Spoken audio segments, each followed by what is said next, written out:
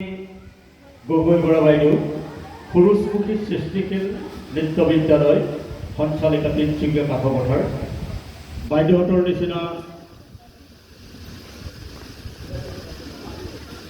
নৃত্য গুৰুসকলে আমাৰ এই প্ৰাক্তন শিশুসকলক শিকাই GLL অনুষ্ঠানবিলাক পাতিব পৰাকৈ আমাক সুবিধা কৰি দিছে।